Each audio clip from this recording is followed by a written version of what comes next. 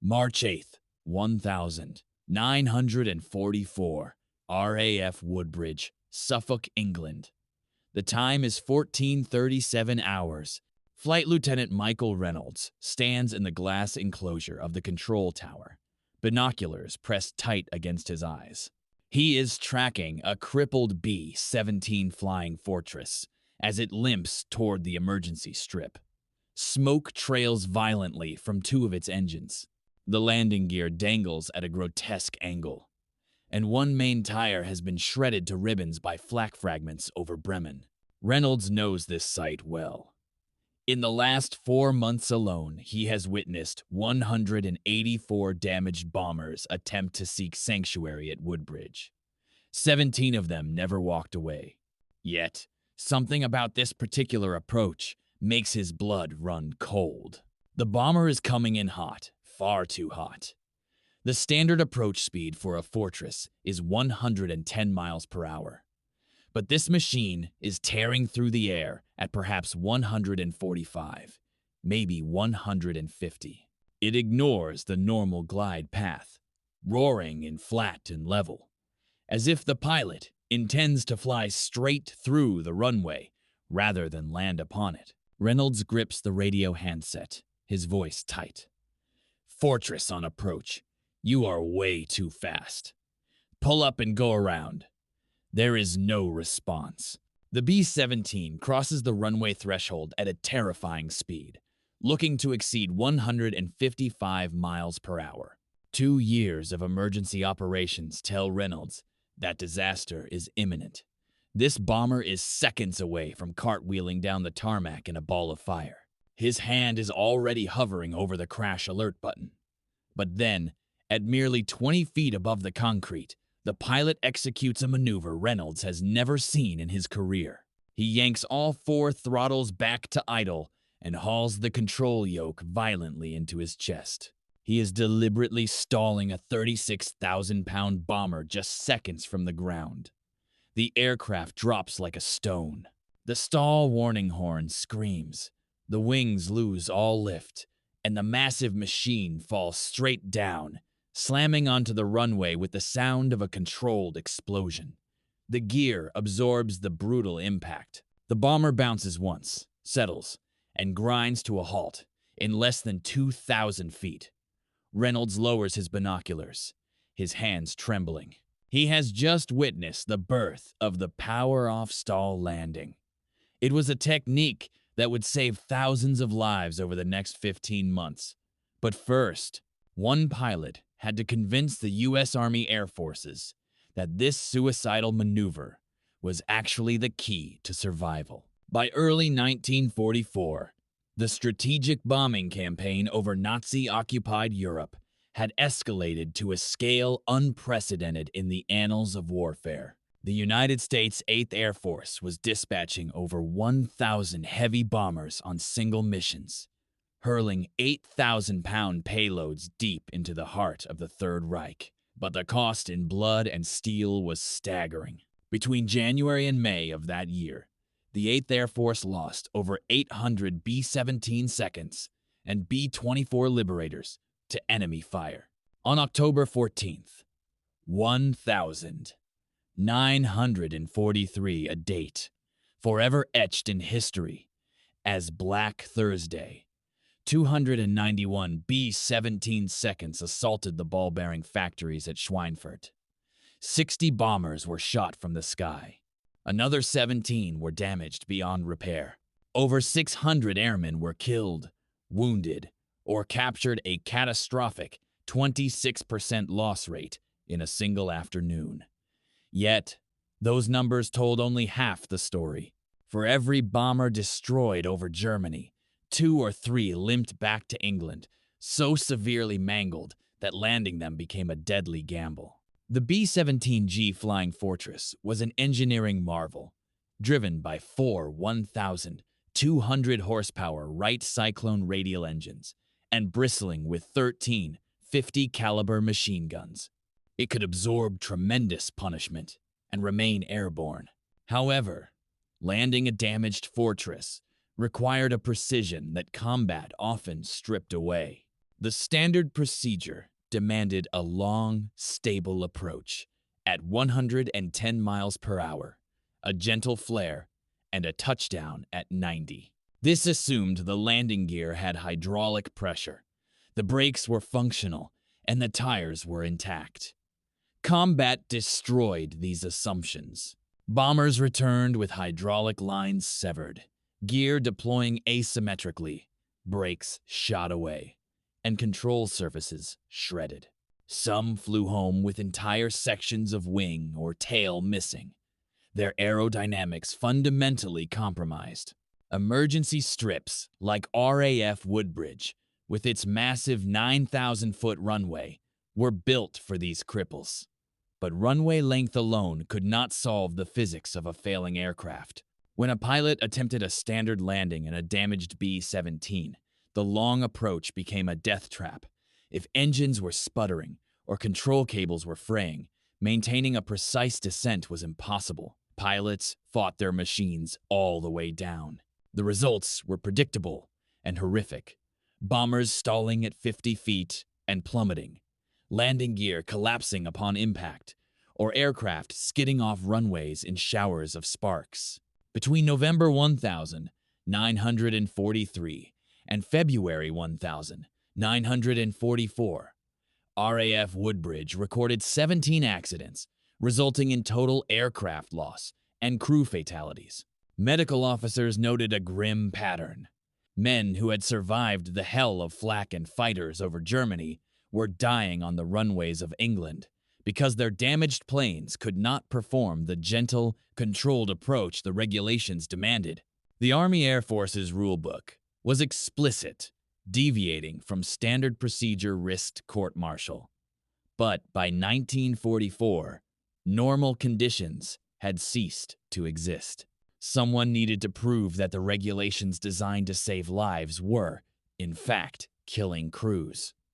That burden fell to a man willing to bet his life on a technique that looked like madness. Captain Howard Slim Bouie was not a test pilot, nor was he an aeronautical engineer. He held no advanced degrees in aviation science.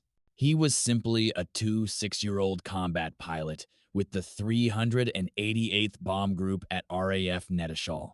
By February 1944, Bouie had survived 18 missions over targets like Hamburg and Berlin. He had watched friends vanish in flak bursts and seen bombers collide in midair. But what haunted him most was the carnage at home. He watched crews survive the North Sea, crossing only to die, because standard landing procedures demanded control authority their battered planes no longer possessed. Bouie had a theory. Perhaps the long, controlled approach was the problem. What if the goal wasn't a gentle landing, but a fast one? The idea crystallized in late February during a conversation with his flight engineer. They were dissecting a recent crash where a B-17 with failed hydraulics had bounced repeatedly upon landing until it cartwheeled off the runway, killing 3 men. The engineer noted that the deadly bounce occurred because the aircraft still possessed flying speed when it hit the concrete.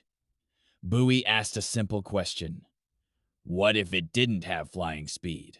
The engineer looked at him as if he were insane. Then it would fall, he replied. Exactly, said Bouie. On February 23rd, Bouie took his theory to his squadron commander, Lieutenant Colonel William Creer. Creer, having lost 7 aircraft to landing accidents in 3 months, granted permission for a test flight. Bouie climbed into a war-weary B-17, serial number 42-3, 1983, a plane relegated to training duties. He climbed to 5,000 feet and prepared to do what every instructor had taught him never to do: deliberately stall a heavy bomber on approach. What happened over the next 45 minutes would either brand Bouie a genius or a corpse. He began his experiments at safe altitude.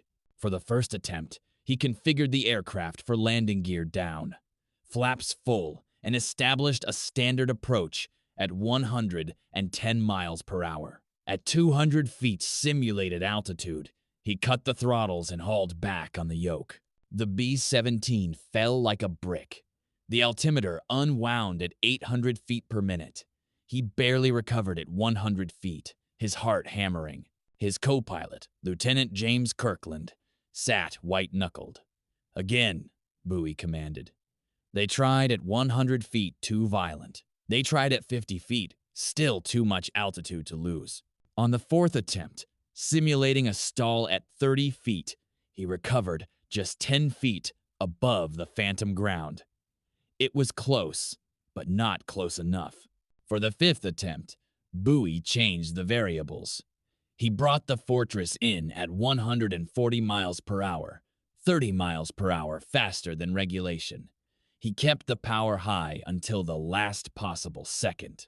At a simulated 20 feet above the runway, he yanked all 4 throttles to idle and pulled the yoke hard into his stomach. The nose pitched up, airspeed bled off instantly, and the wings stopped flying. The bomber dropped straight down in a perfectly level attitude. The impact was hard, but the gear absorbed it. The bomber bounced slightly and stopped in under 2,000 feet. Kirkland stared at him. "That was either the craziest thing I've ever seen or the smartest," Bouie replied. "Let's find out." Over the next 3 days, he refined the technique. The sweet spot was an approach between 135 and 145 miles per hour, fast enough to maintain control, but slow enough to survive the drop. On February 28th, Bouie demonstrated the maneuver for Lieutenant Colonel Creer. Creer stood in the tower as Bouie brought the B-17 screaming over the threshold at 145, stalled it, and dropped it onto the runway with a ground-shaking impact. Creer remained silent for a long moment before speaking. "Do that again, and this time I'm coming with you." The pilots in the ready room were convinced Bouie was signing his own court-martial. They called it suicidal and illegal. The Army Air Force's resistance was rooted in hard-won experience.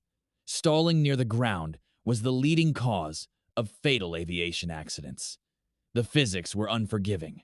When a plane stalls, it falls. At 20 feet, there is no time to recover. But Bouie had found a loophole in the laws of aerodynamics. The skepticism reached the highest levels. On March 12th, 1944, the briefing room at 8th Bomber Command Headquarters was packed with 23 group commanders and safety inspectors. Colonel James Wilson, Chief of Flight Safety, challenged Bouie directly. "You are asking us to authorize a procedure that violates every regulation in the book," Wilson argued. "We will kill more men in training than we save." Bouie stood his ground. "Sir, for damaged aircraft, current procedures are killing crews at a 23% rate. The power-off stall can reduce that to under 10%. He explained that a standard landing required a pilot to fight a damaged plane for 90 seconds. His method reduced that window of stress to 15 seconds. The room erupted in argument until Brigadier General Frederick Castle spoke up. Having lost 11 bombers in landing accidents recently, Castle had seen the proof. He moved to authorize the technique. Colonel Wilson relented, but demanded strict proof. 50 more successful demonstrations and 0 fatalities. If 1 man died, the program would be scrapped. On March 19th, 1944, Technical Order 123 was issued, officially authorizing the power-off stall landing for emergency use. 3 days later, a B-17 with blown tires and failing hydraulics used the technique at Woodbridge. The crew walked away unscathed. It was the first of hundreds. Engineering analysis later confirmed why it worked. By coming in fast, the pilot kept control authority. By stalling low, the aircraft hit the ground with a sink rate of 8 feet per second rough, but within the gear's design limits. Critically, the hard impact killed the lift instantly, preventing the deadly bounce that destroyed so many cripples. On May 7th, 1944, Captain Robert Rosie Rosenthal of the legendary 100th Bomb Group was limping home in Rosie's Riveters. His aircraft was a wreck, one engine destroyed, hydraulics bleeding out, and a main tire shredded. He radioed Woodbridge and declared an emergency. "Will attempt power, off-stall landing." Cleared for the approach, Rosenthal brought the bomber in at 142 miles per hour. His co-pilot called out the altitude, 50, 40, 30. At 18 feet, Rosenthal chopped the power and hauled back the yoke. The bomber slammed down. The shredded tire exploded, but the gear held. The plane ground to a halt, and all 10 men walked away. Rosenthal later admitted, "Standard procedures would have killed us. The power off stall got us down before everything quit." Between March and August 1944, RAF Woodbridge logged 127 applications of Bouie's landing technique, with 119 completed successfully, a 94% success rate. The number of fatal incidents decreased by about 60%. As the method gained wider use, an aircrew led by Lieutenant William Wild Bill Lawley managed to bring back a heavily damaged long-range aircraft that had been assumed unable to return. Despite major structural impairment, Lawley guided the aircraft to a controlled landing at RAF Manston. The touchdown caused additional equipment failures, yet 9 crew members survived. Lawley later received a distinguished commendation highlighting his skill in executing the emergency landing. Reports from opposing pilots also revealed surprise that several aircraft previously believed lost were nevertheless reaching the ground safely. By June 1944, the technique was adapted for B-24 Liberators and P-47 Thunderbolts. Even the RAF began authorizing variations for their Lancaster and Halifax crews. The psychological impact was immense. Crews knew that a damaged plane wasn't a coffin. Between March 1944 and the war's end, emergency strips in England recorded over 2,400 landings. Historians estimate that Bouie's technique was used in roughly 40% of these, likely saving between 500 and 800 airmen who would have otherwise perished. These were men who returned to their families because one pilot dared to question the rules. Captain Howard Bouie finished his combat tour in June 1944. He returned to the States to teach his life-saving method to new pilots.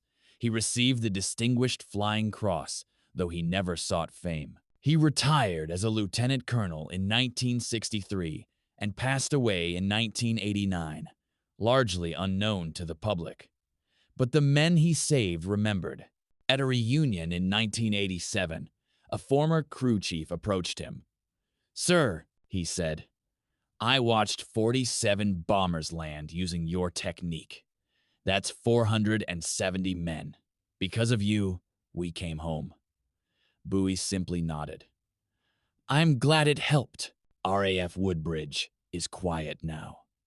The runway remains, used by light civilian aircraft, and a small plaque commemorates the 4,200 emergency landings that took place there. It does not mention the power-off stall by name, but the ghosts of the 8th Air Force know the truth. They remember coming in hot, the scream of the stall warning, and the jarring impact of survival. Howard Bouie taught the world that in the extremes of warfare, the greatest risk isn't always breaking the rules. It is following rules that no longer apply. Innovation doesn't always come from a laboratory. Sometimes it comes from a pilot at 20 feet, deciding that the only way to live is to let the aircraft fall.